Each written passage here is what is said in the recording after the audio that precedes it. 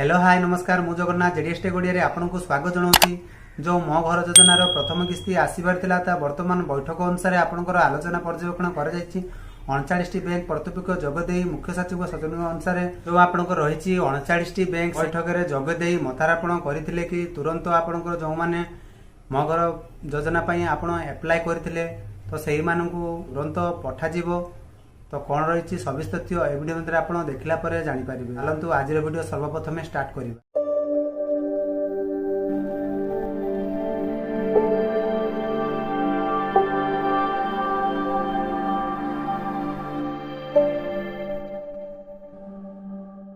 मो घर योजना रे पक्का घर निर्माण पर आश्रयी आवेदनकारी को बैंक तरफ ऋण प्रदान संपर्क बैठक मुख्य शासन सचिव श्री प्रदीप जेना अध्यक्षतार अनुष्ठित हो जाएगी। बैठक राज्य पंचायत राज पानीय जल विभाग और अर्थमंत्री विभाग प्रमुख शासन सचिव समेत 39 विभिन्न बैंक उच्च कर्तृपक्ष जोग देते। तो जो बैठकटी आपंकर होता 39 बैंक कर्तृपक्ष से जहाँफल आलोचना कर बैंक खाता को तुरंत आपंकर पैसा पठाଯିव। जो मैंने आवेदन करते से खाता को तुरंत पैसा पठाଯିव वेरिफिकेशन अनुसार। बैठक में आपंकर मुख्य शासन सचिव श्री जेना कहते जे गरीब तथा निम्न मध्यवित्त परिवार को ऋण सहायता प्रदान जरिया पक्का गृह निर्माण निमंते राज्य सरकार गुरुत्वपूर्ण निष्पत्ति नहीं मो घर योजना को कार्यकारी करने को निर्देश देते। एथिपाई राज्य सरकार तरफ हिताधिकार ऋण ग्रहण बाबद सब्सिडी प्रदान कर व्यवस्था रही। योग्य आवेदनकारी आशा आकांक्षा पूर्ण करने दिगरे बैंक कर्तृपक्ष हिताधिकारी मानू सहायता करने को मुख्य शासन सचिव गुरुत्वारोप करते। ठीक अच्छे। तो शुक्रवार सुधा विभिन्न पंचायत समिति स्तर में 2,77,750 आवेदन ग्रहण कराई। दरखास्त ग्रहण पर ऋण मंजूर पर प्राथमिक आवश्यकता रही बेले बैंक मानक द्वारा सेसबुर जांच क्षेत्र प्रदर्शन आईन परामर्श दाता मत ग्रहण करने पंचायत स्थिति संपर्क में समीक्षा कर जो आपण मैंने जो मो घर योजना आवेदन करते सब्सिडी राज्य सरकार बहन करेंगे। तो यथाशीघ्र आपणकर बैंक तरफ आपण को लोन मिल जो मैंने योग्य हिताधिकारी होते से लोन मिल। ठीक अच्छे। आपण अपेक्षार अंत घटव। ठीक अच्छे। जो मो घर योजना एवं सुधा आप जून 1 रु आरंभ होता।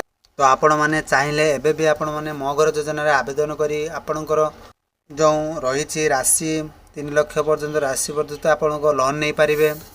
जो आवश्यक स्थले आवेदनकारी जांच करी और प्रोसेसिंग कार्य सहायता पाई संपूर्ण ब्लॉक कर्तव्य सहायता प्रदान करेंगे। जो बैंक मुख्य माने अत्यावधि से अधीनस्थ शाखा बैंक रु मो घर गाइडलाइन प्रेरणा करना से यथाशीघ्र करने को बैठक परामर्श देते।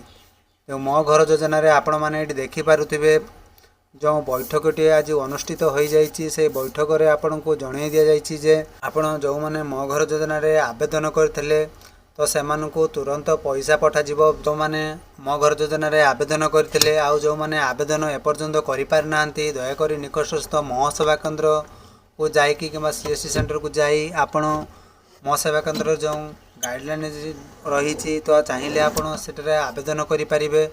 तो आपड़ चाहिए मो घर योजना आपण पक्का घर खंडे करें से मिलूवा सब्सिडी राज्य सरकार बहन करेंगे।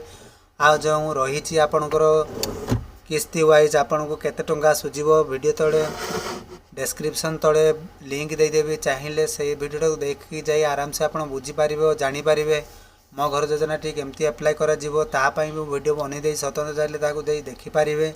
आपड़ चाहिए घरे बसी आराम से मो घर योजना आवेदन करें। ठीक अच्छे। ऑनलाइन माध्यम आप जापर ना दयाकोरी मो निकटस्थ मो सेवा केन्द्र सीएससी सेंटर को जाकि आपण आवेदन करें। मो सरकार जो योजनाटी आपणकर रही राज्य सरकार जो आपंकर सब्सिडी प्रदान कर किस्ती वाइज आपंकर प्रदान करा। ठीक अच्छे। गरीब मध्यवर्ती परिवार माने जो मैंने घर खंडे करना मो घर सहायतार से घर खंडे करें। ठीक अच्छे। ये थिला आज वीडियो आशा करुँच वीडियोटी आपको बहुत इनफॉर्मेटिव लगुव। तो वीडियोटी आपको इनफॉर्मेटिव लगुले वीडियो को लाइक करने सह पाखर जो घंटी चिन्हटी अच्छी दबाई नोटिफिकेशन ऑन करदे जहाँफल जिते भी वीडियो अपलोड करी सर्वप्रथमें नोटिफिकेशन आपण पाइपर। ये थिला आज वीडियो। तो से पर्यंत रोचे बाय बाय टेक।